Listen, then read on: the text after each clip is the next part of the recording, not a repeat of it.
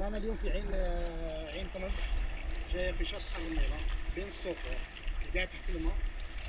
من كسكن الماء الحلو الشريضه ولا حاجه، او نجيب البلاصه هذه ديال برك تويو ورانا نشربوها.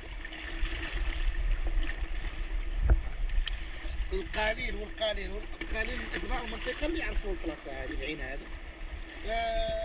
شويه كما قلت لك الكبار وكذا يعرفوها، بصح الشبيبه قليل، واحد زوج ثلاثه ما تزيدش.